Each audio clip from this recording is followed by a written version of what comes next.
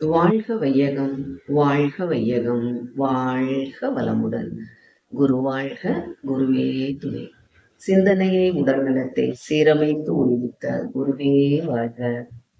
வேதாத்திரி மகிழ்ச்சி அவர்களின் வாழ்க்கை முறைகள் புத்தகத்திலிருந்து நாளொரு நற்சிந்தனையாக ஆகஸ்ட் 7ஆம் தேதியான இன்று இன்பமும் துன்பமும் என்ற தலைப்பை பற்றி சிந்தனை செய்ய உள்ளோம். இந்த பிரபஞ்சத்தில் பல கோடி உயிரினங்கள் உள்ளன. அவற்றில் எல்லாம் சிறப்பு பெற்றது மனிதன் அப்படின்னு சொல்லலாம். ஏன்னா இயற்கையை உணர்ந்து இயற்கையோடு ஒன்றக்கூடிய அறிவு மனிதனுக்கு மட்டும்தான் இருக்கிறது அப்படின்னு சொல்லலாம். ஆக இயற்கையை தன் அழகை தானே ரசிக்க எடுத்த ஒரு உருவம் தான் மனிதன் அப்படின்னும் சொல்லலாம். ஆக இத்தனை சிறப்புகளை பெற்ற மனிதன் இன்பமாகவும் அமைதியாகவும் துன்பமில்லாத ஒரு வாழ்வு வாழணும் அப்படின்னா அதற்கு 3 தேவைகள் அவனுக்கு தேவையா இருக்கு.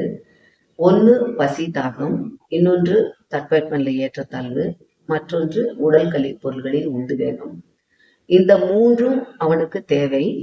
இதில் அளவு முறை மீறும் போது முறை மாறும் போதுதான் துன்பம் என்ற உணர்வு அவனுக்கு ஏற்படுகிறது. இப்ப இன்பம் அப்படின்றது என்னன்னு முதல்ல பார்த்திடலாம். இன்பம் அப்படின்றது உடல்ல உயிர் இயங்கிட்டு இருக்கு. அப்போ உயிர் துகள்கள் உடல் முழுவதும் இயங்கிட்டு இருக்கு. நம்ம பூமியின் மேல வாழ்றோம். பூமி 1000 மைல் வேகத்துல சுத்திக்கிட்டே இருக்கு. அப்போ உயிர் துகள்கள் இயற்கையாக உடலில் இருந்து வெளியேறிக்கிட்டே இருக்கு. அதோடு மட்டும் இல்லாம உடல்ல உடல் இயக்கம் மன இயக்கம் 2மே நடந்துட்டு இருக்கு. அப்ப இங்க உடல்ல இருப்பு, அந்த உயிர் துகள்களின் இருப்பு குறையும் போது ஏற்படும் ஒரு பொருந்தாத உணர்வு தான் துன்பம் என்ற ஒரு உணர்வு. அந்த உயிர் துகள்களின் இருப்பு அதிகமாக இருந்து செலவு குறைவாக இருக்கும்போது அது இன்பம் என்ற ஒரு உணர்வாக ஏற்படுகிறது.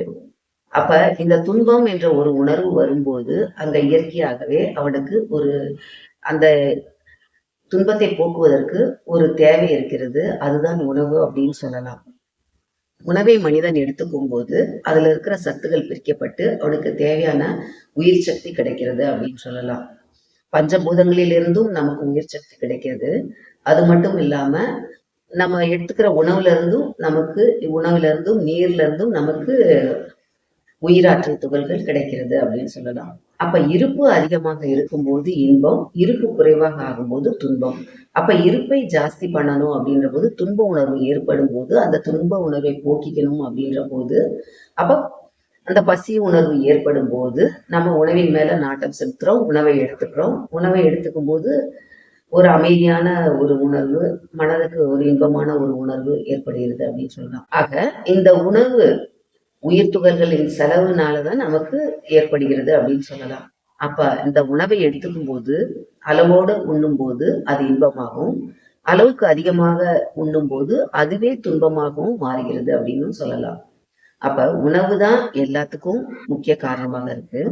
அப்ப அளவோடு உண்ணும் போது உடல் உணவை ஜீரணிக்கும். அளவுக்கு அதிகமாக எடுத்துக்கும் போது இந்த உணவானது உடலை ஜீரணிக்கும்னு சாமி சொல்லுவார். ஆக அளவு முறை மீறல் இல்லாம எடுத்துக்கும் போது அது உடலுக்கு இன்பத்தை தரும் அப்படின்னு சொல்லலாம். அப்புறம் நீரும் அதே மாதிரிதான். நீர் இன்றி அமையாத உலகுன்னு சொல்ற மாதிரி நீர் வாழ்க்கைக்கு முக்கிய தேவையாக இருக்கு. நம்ம அன்றாடம் நம்ம அதிகமாக நீர் குடிக்கும் போதுதான் நம்ம உயிர் துகள்கள் நல்லா இயங்கும்.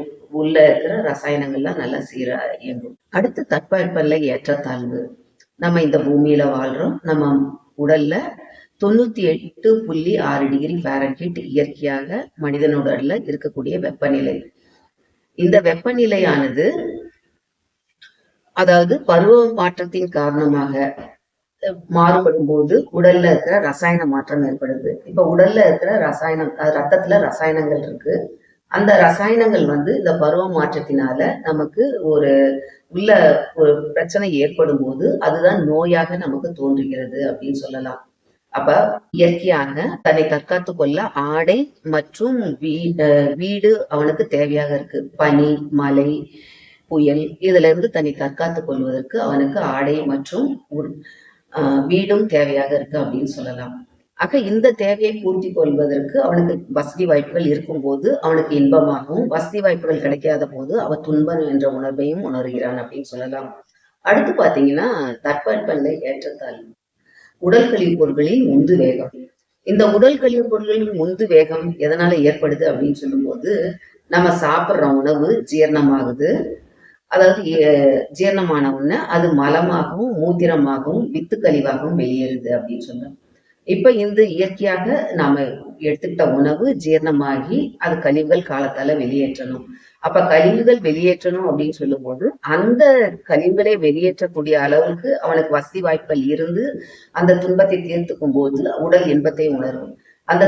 அந்த உணர்வு ஏற்படும் போதே அதை கட்டுப்படுத்தவோ இல்ல அடக்கி வைக்க முயலும் போது அது ஒரு துன்பமாக உணர்வை ஏற்படுத்திவிடும் அப்படின்னு சொல்லலாம். ஆக இயற்கையாக ஏற்படும் இந்த உடல் கழிவுகளை காலத்தால வெளியேற்றக் கொள்வதற்கு அவனுக்கு வசதி வாய்ப்புகள் தேவையா இருக்கு. அப்புறம் உடல் கழிவு பொருள்கள் அப்படின்னு சொல்லும்போது இந்த விந்து கழிவும் ஒரு உடல்ல இருந்து வெளியேறக்கூடிய ஒரு கழிவு தான். ஆணுக்கும் பெண்ணுக்கும் சரி இத வித்து கழிவை தகுந்த ஒரு துணையோட வெளியேற்றணுன்றதுக்காக தான் பழங்காலத்துல எல்லாம் நம்ம சமுதாயத்துல திருமணம்ன்ற ஒரு பந்தத்தை ஏற்படுத்தி ஆணுக்கும் பெண்ணுக்கும் அந்த உடலில் ஏற்படும் இச்சை தணித்துக் கொள்ள திருமணம் என்ற ஒரு பந்தத்தை ஏற்படுத்தினாங்க. அதுவும் ஒரு கழிவுதான். அதுவும் அளவு முறையை மீறும் போது உடலுக்கு துன்பத்தை கொடுக்கும், நோயை கொடுக்கும், விரைவில் மரணத்தை கொடுக்கும். ஆக இந்த இயற்கையாக ஏற்படும் தேவைகள் பசி, தாகம், தட்பவெப்பநிலை ஏற்றத்தாழ்வு, உடல் கழிவு பொருளின் உந்து வேகம் இது மூன்றும் சரியான விதத்துல அவனுக்கு அமையும் போது அவன் இன்பம் என்ற உணர்வையும் சரியான விதத்துல அமையாத போது துன்பம் என்ற உணர்வையும் ஏற்படுத்துகிறது அவனுக்கு அப்படின்னு சொல்லலாம். இது மட்டும் இல்லாம மனிதனோட பிறவியின் நோக்கம் என்ன அப்படின்னா, அதாவது இறைநிலையில இருந்து வந்த நாம் அறிவில் முழுமை பெற்று அந்த இறைநிலையை அடையணும்னு சொன்னீங்கன்னா அவனுக்கு தேவைகள் தன்னால காலத்தால கிடைத்துட்டு இருந்தாதான் அவன் இந்த தேவைகள் அவனுக்கு இயற்கையாக கிடைக்கும் போதுதான் அவனால இன்பத்தை அனுபவித்து அவனுடைய வாழ்வின் நோக்கத்தை ஈடேற முடியும். அப்படி கிடைக்காத போது அவன் துன்பத்திலே உழன்று வாழ்க்கையின் நோக்கத்தை பற்றிய சிந்தனையும் ஆராய்ச்சியும் இல்லாம வாழ்க்கையை கழிக்க வேண்டியதாக ஒரு நிலை உருவாகுது. ஆக இயற்கை பரிணாமத்துல மனிதன் உச்சக்கட்ட படைக்கும் மனிதன் சொல்லும்போது இத்தனை ஆற்றலையும் அறிவையும் பெற்ற மனிதன் தன்னுடைய அறிவிலை முழுமை பெற்று அந்த இறைநிலை உணர்வை அடையணும் அப்படின் போது இந்த பேசிக் நீட்ஸ் சொல்ற இந்த 3 தான் அவனுக்கு தேவையான ஒன்றாக இருக்கிறது. ஆக இந்த தேவைகள் அவனை பூர்த்தி பண்ணி காலத்தால அவனுக்கு கிடைக்கும் போது அவன் இறைநிலை சிந்தனையோட அந்த அறிவினோட ஆராய்ச்சியாலையும் விஞ்ஞான கருவியின் உபயோகத்தாலும் உடல் கருவிகளின் உபயோகத்தை கொண்டும் தன் தேவைகளை பெருக்கிக் கொண்டு அந்த இறை உணர்வை அடைவதற்கான முழு முயற்சியோடு இன்பத்தோடு செயல்படும் போது அவனுக்கு வாழ்க்கையில அவன் எண்ணிய எண்ணம் ஈடேறும்.